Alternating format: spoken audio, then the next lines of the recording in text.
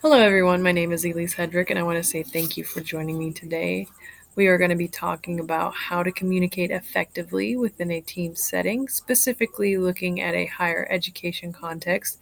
However, this information could also be applicable to other professional fields. So, I'm going to go ahead and get started with discussing the 4 best practices in regards to communicating as a team. So, we'll go ahead and first start off with number 1, which is organization. What does this actually look like?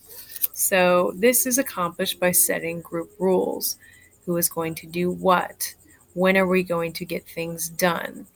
It's important to set group roles, like who's the leader or who's going to play this role versus that role, because you'll have a team trying to accomplish a common goal, but you also set the ground rules for individual accountability. So, again, if somebody doesn't pull their own weight, yes, it might reflect badly on your team, but overall, if one person is not doing their job and the other people in the group are, it's actually going to reflect more poorly on them.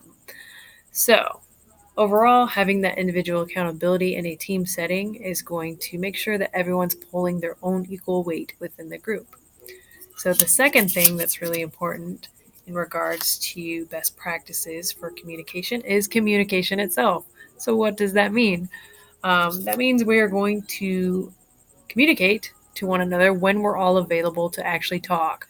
So, are you available in the evening time? Are you available during the daytime? Also, collaborating and setting up a specific time where everyone can actually sit together and talk, whether that's in a video, whether that's at a Starbucks, at a group, with a laptop in a group setting, just making sure that everyone is able to meet up at some point in time and talk. So the third one is going to be goal setting.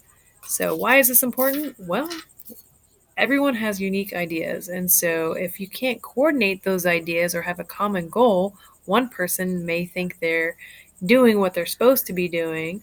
Another person might be going a completely other different direction and doing something completely different that doesn't match what the other team members are doing, causing there to be conflict within the group. So, setting a common goal, having a common target of where everyone is trying to reach at the end of the day is going to help the team be way more successful. So, how can you do this? You can agree again on due dates. When are you going to have all your stuff done? You can set expectations. You can also share your own individual ideas with everyone in the group, but also actively listen to their ideas as well. Um, State what your contributions are going to be to the team. Also, come together as a team and come up with an overarching main goal that you all want to reach. So, last but not least, which is also really important, is having the proper resources. So, sometimes we think that everyone has a phone or has email availability or can do a video or Skype meeting, but sometimes those things aren't always available to everyone all at the same time. So, having the correct resources in place so that everyone can communicate and also having procedures in place that will make it so you guys can communicate, can do a poster board if you choose to do a poster board, or a PowerPoint, or a video, whatever the mode of technology you're going to use to actually create something. Making sure that everyone has access to that is very important. So, now, sometimes effective communication in higher education can be very, very difficult, right? You're going to have conflicting ideas, for one. You're going to have conflicting schedules, especially if you're working with adults. They can't always meet up all at the same time. And then also, the third thing that's really going to be difficult in a higher education setting is the lack of organization or individual accountability, which leads to a lack of trust in your group members. So, for example, let's say I don't think one of my team members is pulling their own weight. I don't think they're contributing equitably to the project like everyone else is. So I'm going to probably start lacking their or not having confidence in their ability to finish the project or their competency in maybe the subject matter. So it's going to create a lack of trust. And once that starts, it just leads to horrible conflict within a group. So, what can we do though if we actually do get conflict in the group, even though we've tried to do our best to mitigate damages and not let that happen? So, if conflict does arise in your group, the best thing you can do to de-escalate is to share all of your opinions within the group.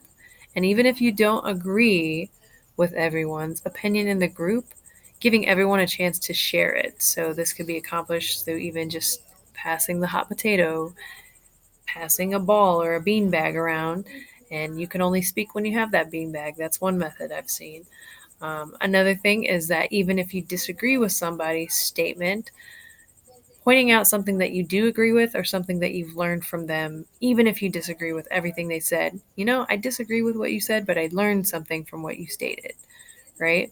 Or, hey, I agree with this aspect of what you just said, but I don't agree with this, right? Just showing that you're listening and that you appreciate what they shared can really go a long way with building respect in your team. And then, last but not least, another thing you can do to de escalate a situation is to find common ground. Um, Again, this means that if conflicts start to arise, tensions are getting high, okay, let's take a timeout. Let's step away from this. Let's calm down and then reconvene when we can have a respectful conversation and we can think about a little bit more what can I do to compromise somewhat so then that way we can all accomplish the same goal that we're trying to accomplish. So, again, my name is Elise. I want to say thank you for joining me tonight and watching this video, and I hope this information was helpful.